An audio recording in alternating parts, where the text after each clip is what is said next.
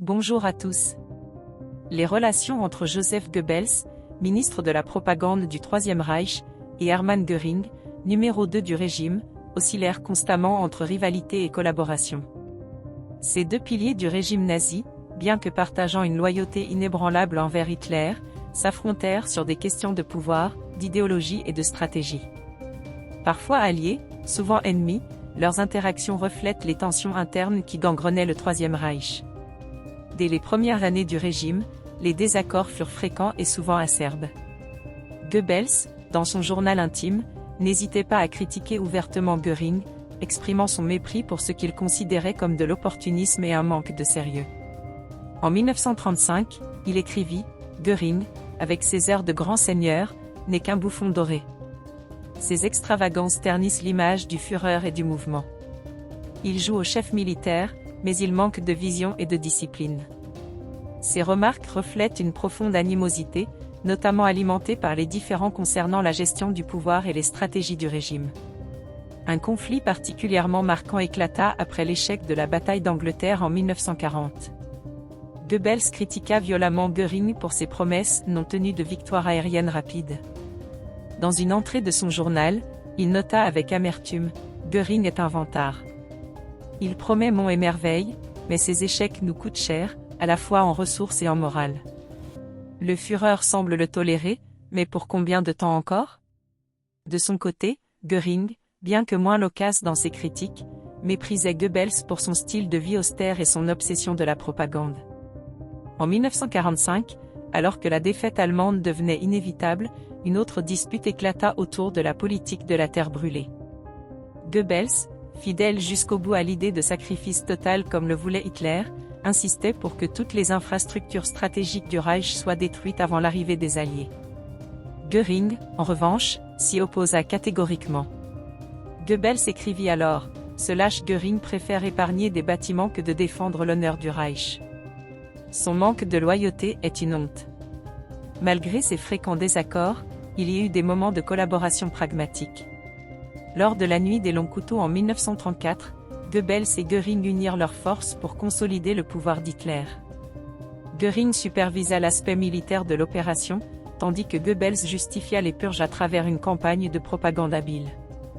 Après la nuit de cristal en 1938, ils collaborèrent à intensifier la persécution des Juifs, Goebbels amplifiant la justification idéologique tandis que Göring supervisait les mesures économiques visant à les exclure définitivement de la vie publique. Ces moments de coopération étaient cependant rares et motivés par leur ambition personnelle plutôt que par une véritable entente. Sur le plan personnel, Goebbels ne cachait pas son mépris pour le train de vie extravagant de Göring. Une anecdote célèbre illustre cette animosité. Lors d'un événement officiel, Göring arriva vêtu d'un uniforme exagérément décoré. Goebbels, moqueur, nota dans son journal « Göring ressemble à un acteur de mauvais goût, déguisé pour un opéra grotesque. C'est une insulte à la dignité du mouvement. » Ces piques reflètent un profond mépris qui, loin d'être dissimulé, s'exprimait parfois en public. Cependant, il serait réducteur de ne voir en eux que des adversaires acharnés. Lorsqu'il s'agissait de servir leurs ambitions ou de préserver le régime, Goebbels et Göring surent mettre de côté leurs différends. Leur coopération permit au Reich de mener certaines de ses campagnes les plus brutales, bien que leur rivalité constante ait parfois affaibli l'efficacité du régime. Lors de la campagne de Pologne en 1939, les deux hommes étaient alignés.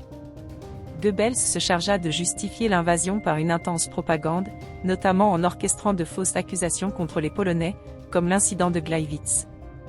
Göring, quant à lui, joua un rôle crucial dans l'utilisation de la Luftwaffe pour soutenir l'offensive terrestre, démontrant ainsi la supériorité militaire allemande. À ce moment, leurs visions convergeaient, une guerre rapide et victorieuse pour asseoir la domination du Reich. Lors de l'invasion de l'Union soviétique en 1941, les deux hommes collaborèrent de manière pragmatique mais avec des approches différentes. Goebbels justifia l'opération Barbarossa en qualifiant les soviétiques de menaces idéologiques et raciales, mobilisant ainsi la haine envers le communisme et les juifs. Göring, quant à lui, supervisa le pillage des ressources soviétiques pour alimenter l'effort de guerre. Bien qu'ils aient tous deux soutenu l'invasion, Goebbels critiqua plus tard l'incapacité de Göring à maintenir un approvisionnement logistique adéquat via la Luftwaffe, particulièrement lors de la bataille de Stalingrad. Stalingrad fut un tournant dans leur relation. Göring, responsable de la promesse irréalisable de ravitailler la 6e armée encerclée, devint la cible des critiques de Goebbels. Ce dernier écrivit dans son journal, « Göring a condamné nos hommes par arrogance.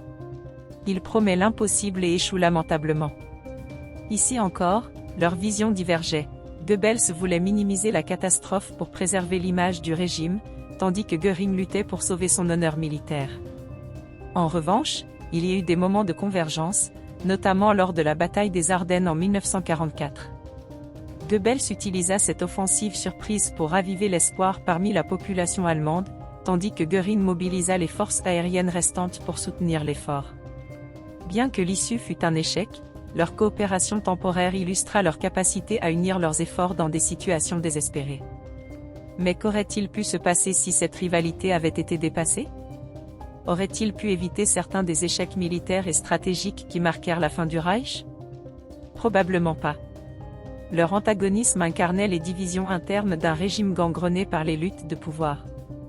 En conclusion, la relation tumultueuse entre Joseph Goebbels et Hermann Göring témoigne des dysfonctionnements au cœur du régime nazi.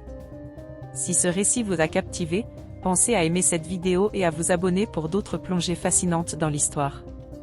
À bientôt.